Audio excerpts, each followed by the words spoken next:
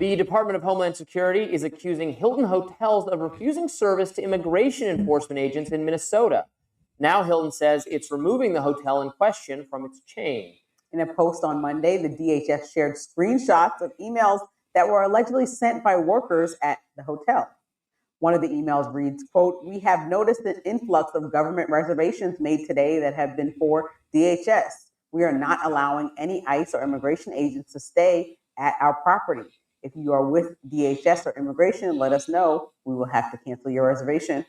This news comes as the Trump administration is deploying roughly 2,000 federal agents to the Minneapolis-St. Paul area. DHS Secretary Kristi Noem says the immigration crackdown is part of a larger investigation involving the allegations of rampant fraud throughout the area. Conservative commentator Nick Sorter visited the hotel in question, which is a Hampton Inn in Minneapolis. In a post on X, he says, even the front desk manager said he'd spoken with the owner shortly before I walked in around 10:50 p.m. and confirmed the anti-DHS policy remained in effect.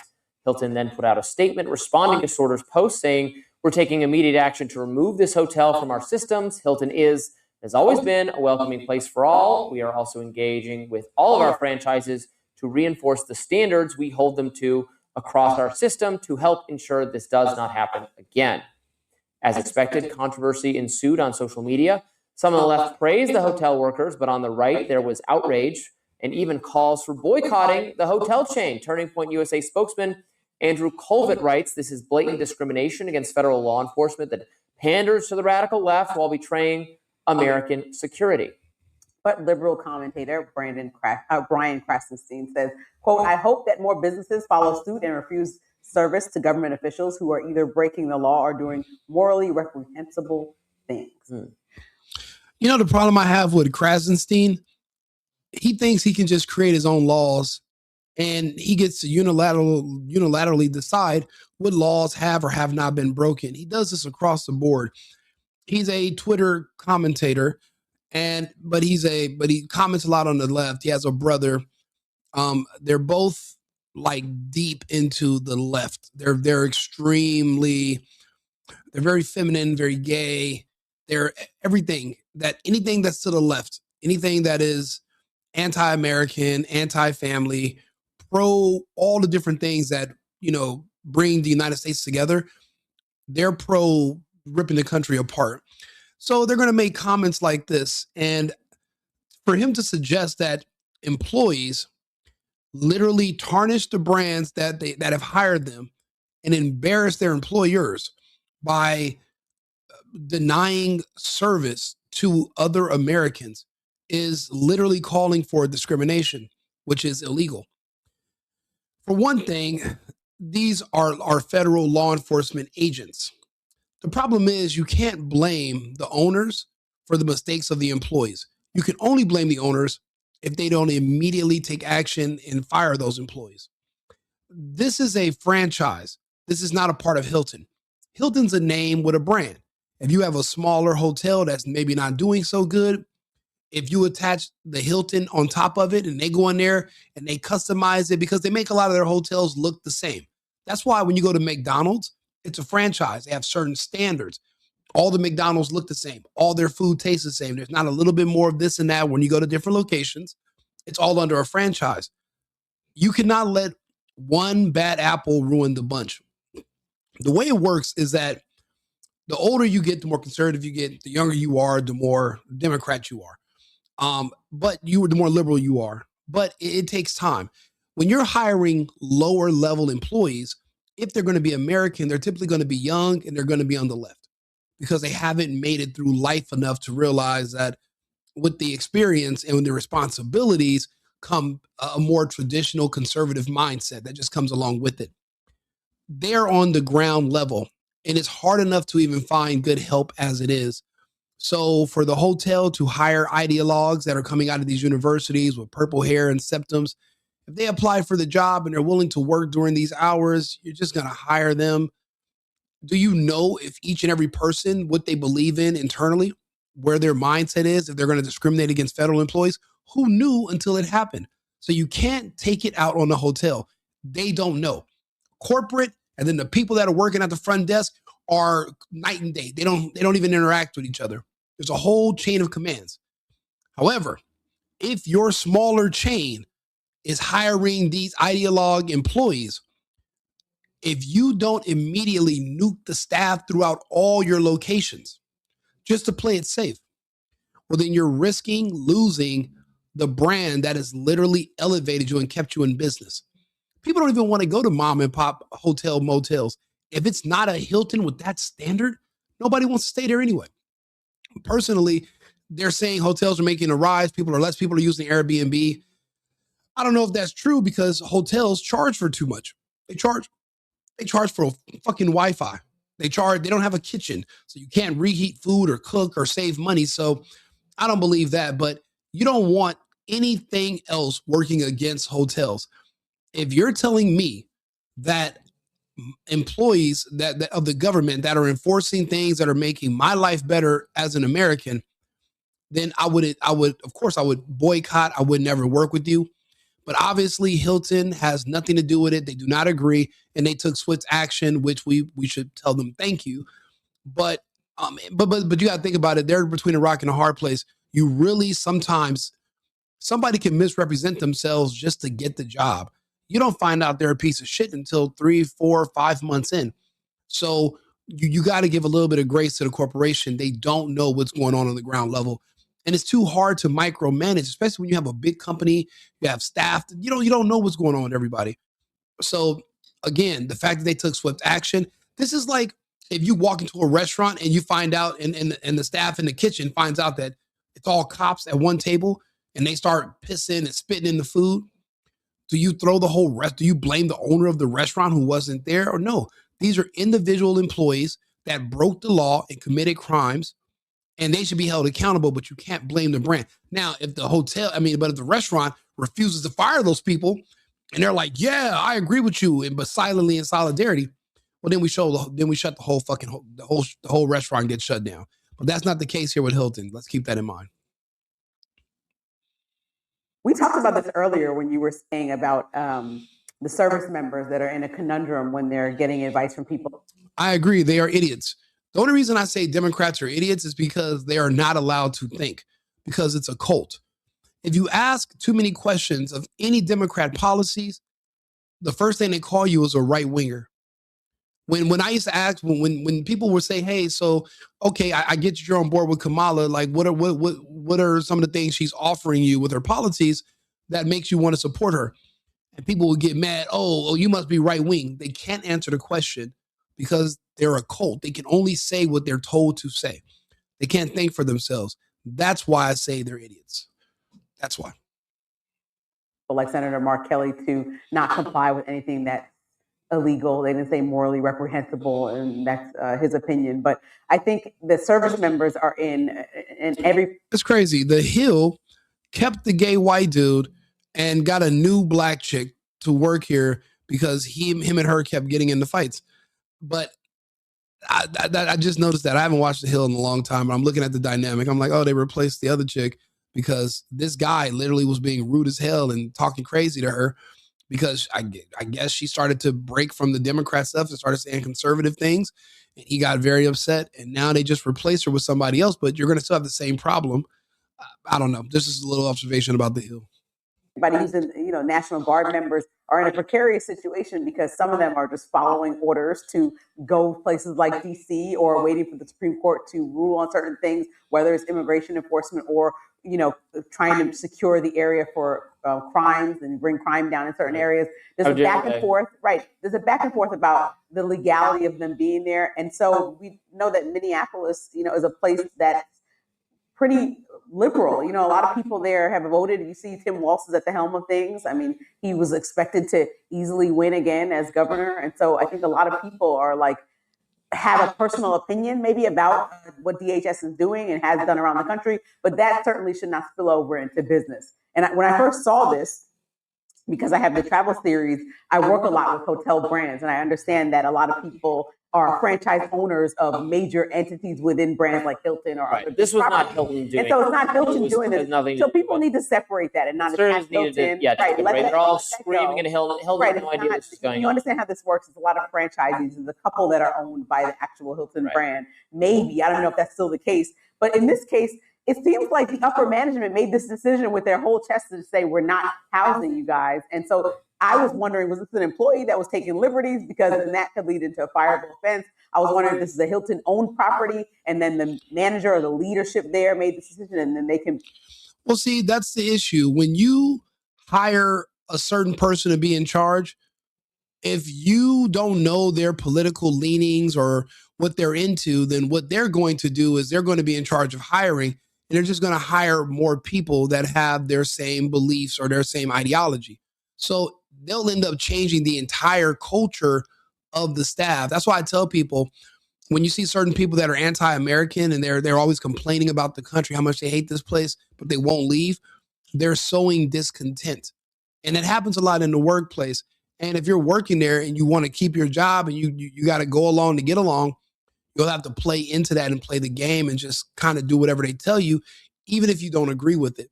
So that's why you can't hire just any and everybody in these positions, because it's from the top down. Now they're saying it wasn't just a rogue employee that did this. It was their entire upper management of the hotel. Literally could have caused this hotel to shut down. We would shut this hotel down. And then everybody's unemployed. And you think these ideologues give a damn? No, because they don't care. They're not invested in the future. They don't even have kids. None of those people, 100%, none of the people have kids who are saying that they don't want the hotel staff to stay there. We can guess exactly what they look like. There's only about 2 or 3 different varieties of how these people are going to look who did this. But again, it is going to take, corporate's going to take a step back and micromanage a little bit harder just to make sure that they don't allow people like this who will literally destroy the brand of their company become hired and be in positions of power. You can't just say, oh, okay, anybody would do. We must adhere to strict standards going forward, because with the wrong person in these positions, you end up with a national embarrassment like we have right now. Be kind of excommunicated by Hilton, and that's what we see at. Hilton was like, well, then you turn into another hotel, turn into like, I don't know, something else, Ramada, because you can't be Hilton anymore. Yeah. Or anybody who's going to go for that. Keep in mind that we've normalized the idea that you're not supposed to refuse service to anyone. I'm in my, libertarian world. I say the same business, people think that private businesses should refuse service to whoever they want that are complaining about it. I think they should be able to reserve, but they're not. So then conservatives are saying, well, they can't refuse service to a gay the infamous bakery, yes. Cake baking. They can't refuse service. So why do they get to refuse service to law enforcement or what have you?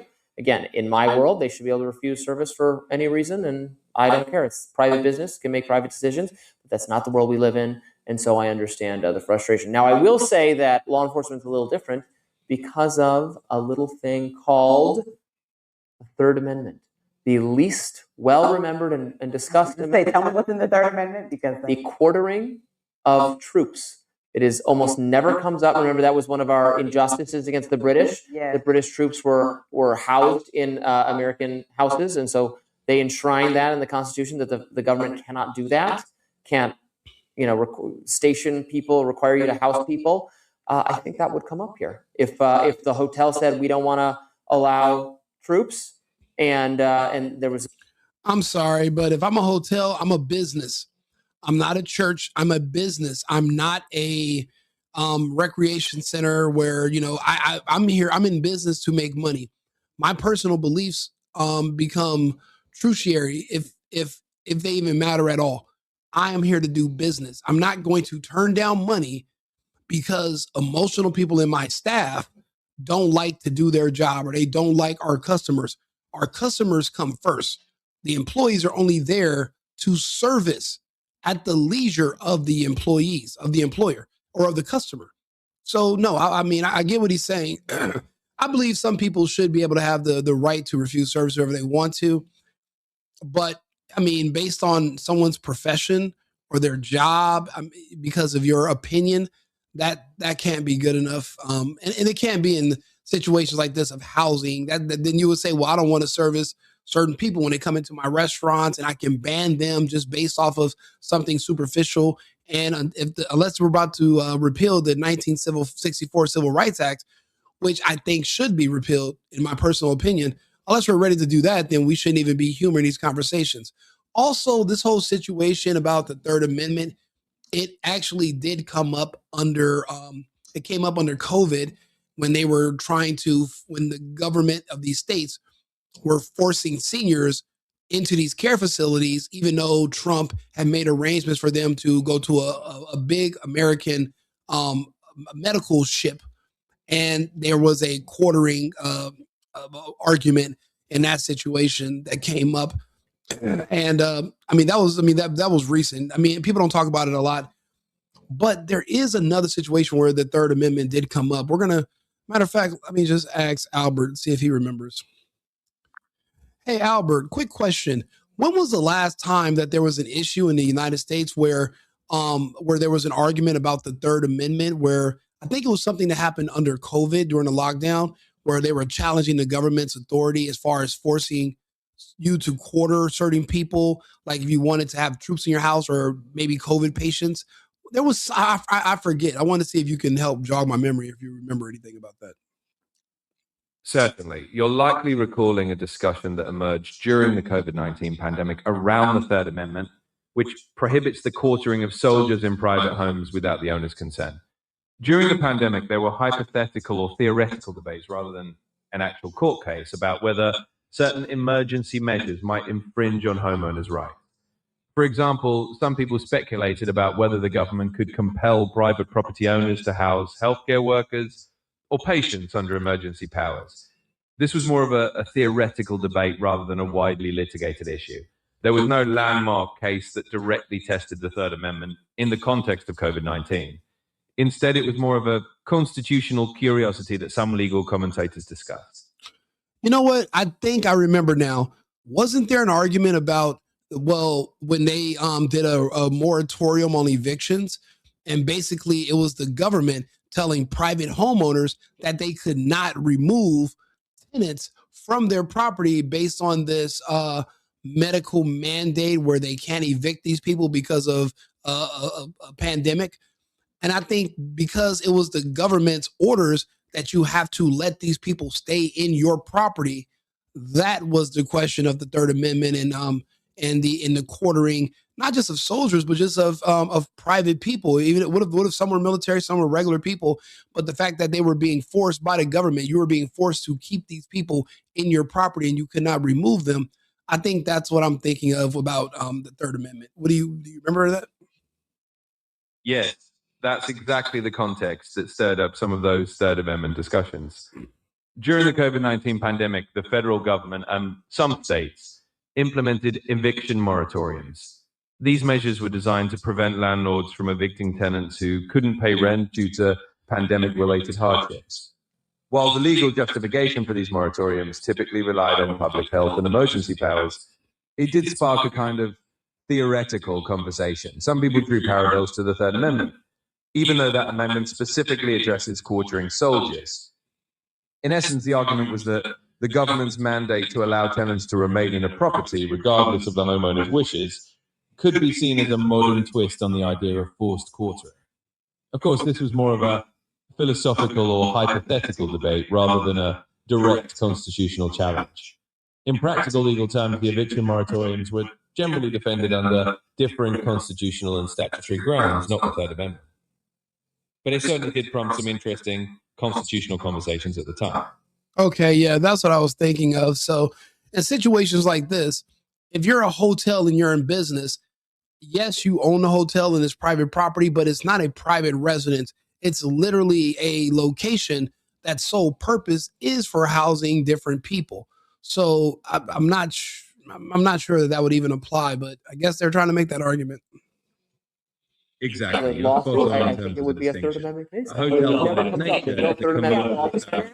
Talk about that amendment. Not violated. It seems like it could be a Third Amendment issue. Well, I'm of the mindset of just disagreeing. I thought this was wrong in general because you're in the hospitality business and you shouldn't punish people that actually. Well, they can face market forces.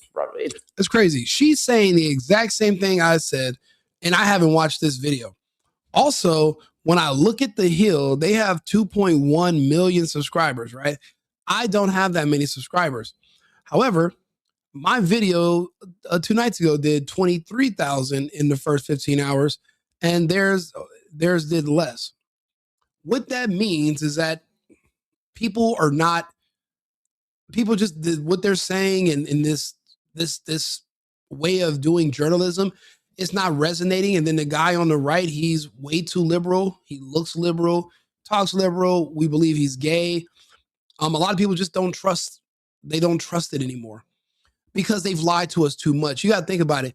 We spent years getting lied to on CNN by Don Lemon and Anderson Cooper. We know what their background is, right? So whenever you have somebody like that that's up there talking, nobody trusts them anymore because hindsight is 2020. We can go back and now we find out everything they said tell us about Trump was a lie. Everything they said about our country and about healthcare and about these wars, it was all lies and just basically misinformation and propaganda on CNN. I remember we used to walk into airports and that's all they would play in restaurants, hotels. I used to watch CNN because I didn't know any better. Now I don't even want to watch Fox. I barely will do it. Like if I do a video, I might use Fox as the video that I'm reacting to once every 50 videos, if even. Just because I don't trust their bias. Because I'm even noticing they're way too far. They're not even far to the right. They're far into outer fucking space. They just make up stuff. And I don't like that. But then these Democrats minimize and lie about stuff too. So I don't like that. So what we do is as content creators is we put our own opinions and we speak to our audience and we just say the things that we believe personally. This guy has a studio that he's in. He has a boss who has a boss who has a boss who has an owner, and everybody's controlling the narrative of what they're allowed to say. I don't have those restrictions. That's it. I only adhere to the guides of YouTube, just like everybody else. Other than that, I'm just going to have my conversations the way I want. And it's crazy. I don't know if I'm getting better or if I've always been like this, but if the people that are on these networks are saying the same thing I'm saying, then they're in trouble. Because then that means that you can do better content and make better journalism without all the extra expenses or hiring these people. And you can tell these people are holding back. I'm not. I'm just talking. I'm speaking freely. Being able to speak freely without being influenced is going to be something worth more than gold one day. So that's why I'm making sure I specialize in doing that. I'm trying to perfect that if I can. So every day I'm just doing more and more practice, right? It's obviously unpopular. People are going to be mad.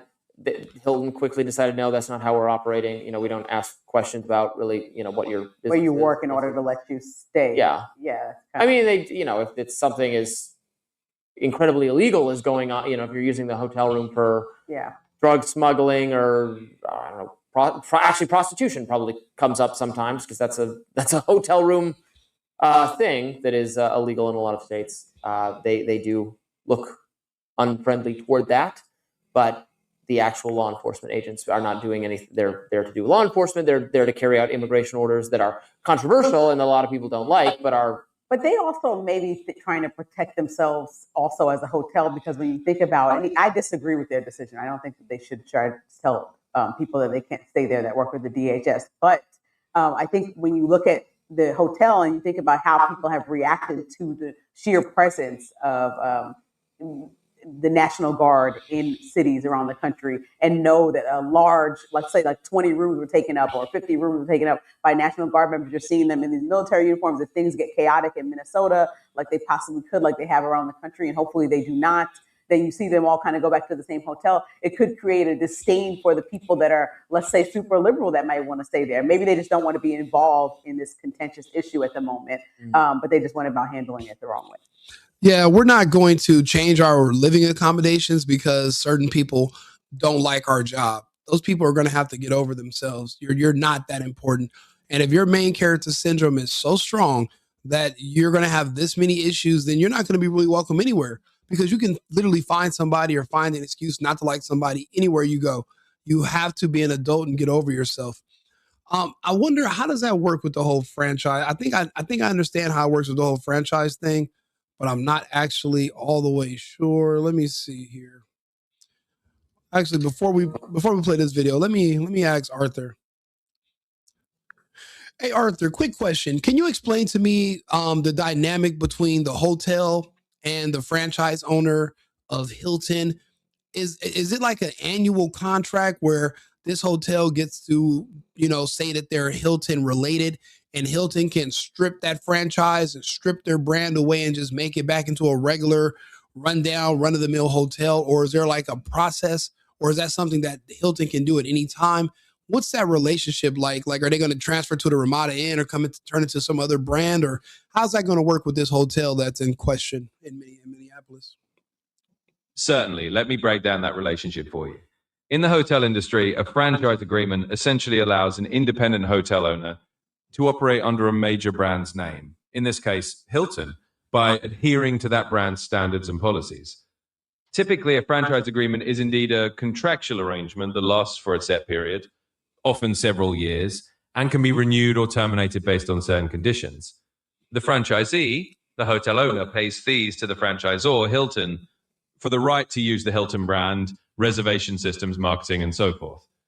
Now, Hilton, as the franchisor, does have the authority to enforce brand standards. If a franchisee violates those standards in a significant way, such as engaging in discrimination or actions that harm the brand's reputation, Hilton can indeed terminate the franchise agreement. That effectively means the hotel can no longer operate under the Hilton name and would have to remove Hilton's signage, branding, and access to Hilton's reservation and loyalty systems.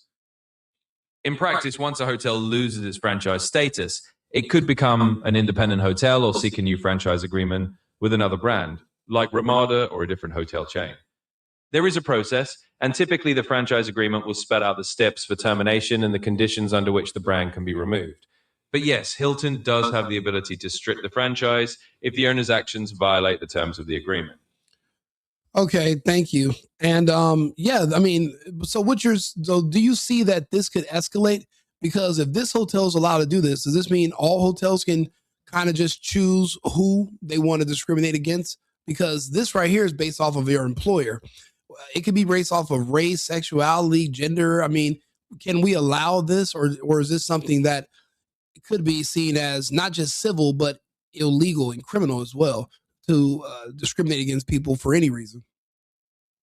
You're raising an important point. In general, allowing a single hotel to selectively deny service based on someone's employer or any other protected characteristic does raise broader legal and ethical concerns. Under US law, particularly under federal civil rights statutes and various state public accommodation laws, hotels are generally considered places of public accommodation. This means they cannot discriminate against guests on the basis of race, religion, national origin, and often other protected classes like gender or disability.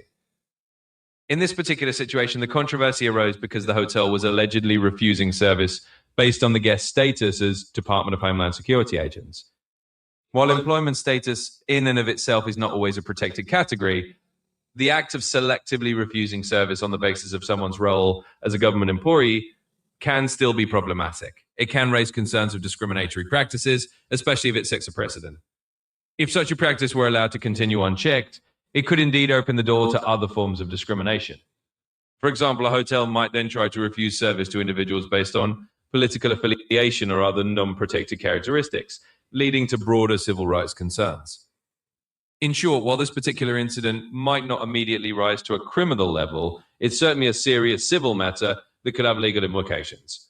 Hilton's swift response in removing the franchise likely reflects their understanding that allowing this kind of selective refusal could create significant legal and reputational risks.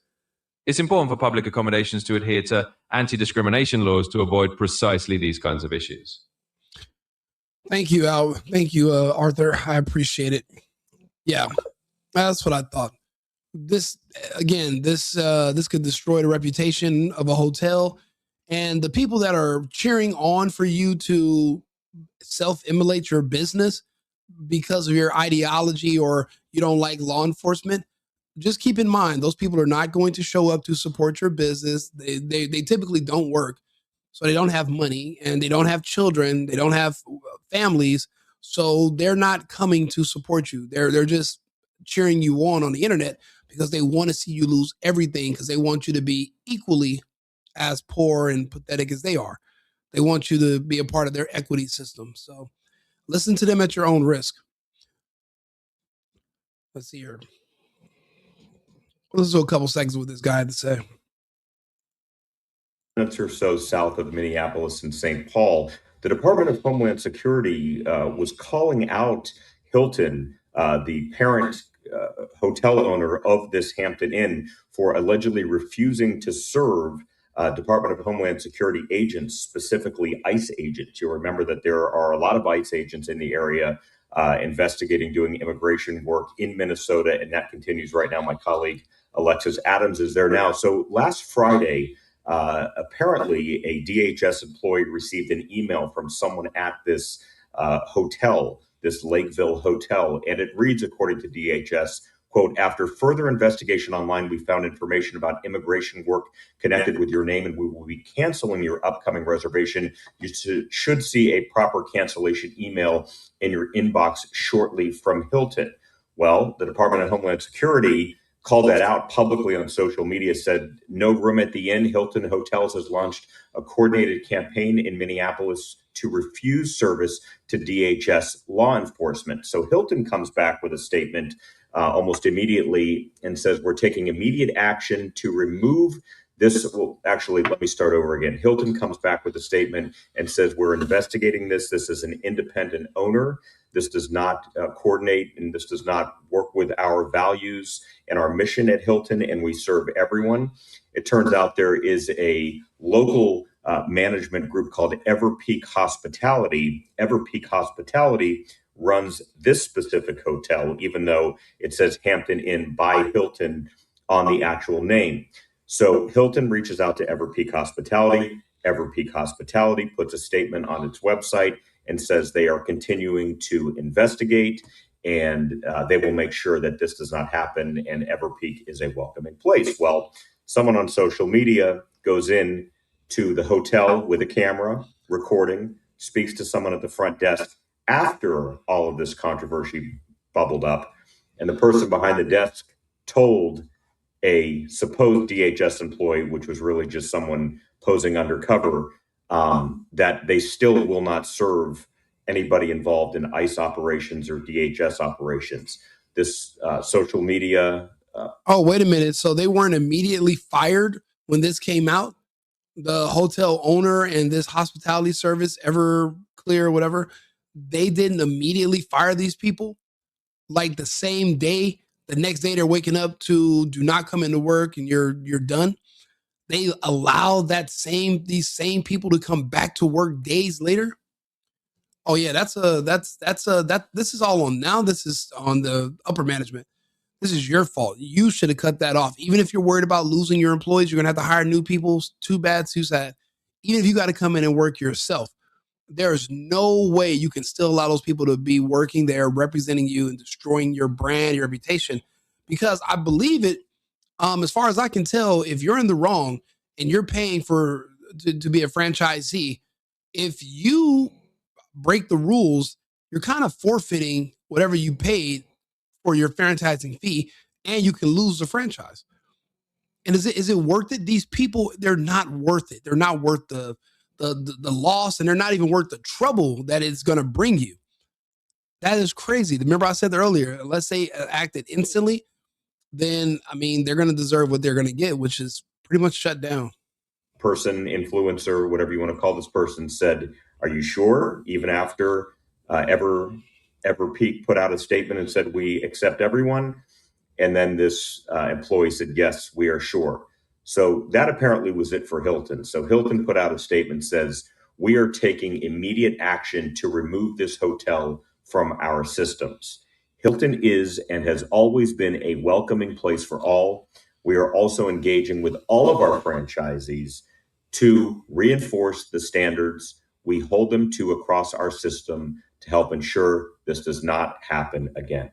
So that is a statement from Hilton Corporate, essentially saying they are removing this Lakeville hotel in Minneapolis from their name. Again, right now. Mike, is that so? Mike, are you serious? Even after all of this, the hotel is still denying Homeland Security and ICE agents? Even after, do you know what that means? That means that these people are that they are willing to burn down somebody else's business and lose their jobs all based on emotional decisions that are telling you to hate law enforcement, which is insane, completely insane. These illegals, illegals being removed, illegals who are trafficking kids, committing fraud, committing all types of crimes, being removed from your area it should be seen as a good thing. But these people want crime, they want chaos, they enable it. Again, these are the people that you're going to have to be fighting against. So you need to know your enemy. You need to know who you're arguing with, because you don't want to waste time even trying to figure out what you guys can build bridges. There are no bridges to be built. The sides are already there. There is no in between anymore. You're not. There's no fence to sit on. It's been obliterated. It was burnt down with this hotel. It immolated itself. This is crazy. Well, look, God bless our agents that work for the federal government and ICE, and the work they're doing is amazing. Being from California, I've already been seeing the results of the deportations and of what ICE has done for us. So I appreciate it. I support them 10,000%. And I'll continue making videos like this, calling out these brands and just kind of bringing awareness to what we're up against. It's small. These are small potatoes. It's an inconvenience, but we understand it comes with the territory. Hilton is the one who's actually going to suffer, not our agents. Our agents are going to find somewhere. We're going to find them somewhere to sleep tonight. That hotel, whoever owns that hotel, if they're not that involved, and by the time they find out, their hotel is pretty much and their brand is destroyed. But think about it. If you're a hotel owner and you work with Hilton, everything's on autopilot. You probably don't even live in the state. You're probably off somewhere on vacation right now. And by the time you get back to the US and find out that you let your staff full of Marxists and communists literally destroy your business and it's irreversible, you'll understand why people are so hands-on. I had an ex-girlfriend that used to work for me, and she used to answer phones. Then I found out, it was 6 months later, I was like, why? It seems like business is going down, complaints. And I'm like, what's wrong? Turns out she was rude. She was nasty. Sometimes she wouldn't answer the phone, and she would lie to me about all the work she's doing because I was paying her. She was trash. Immediately when I found out what she was doing, fired, and I broke up with her and I kicked her out of my house. You have to protect your customers. You have to protect your brand. Your name is everything. Your image. It takes years to build your reputation. Obviously, it can be destroyed in days, and you have to take swift action to protect yourself.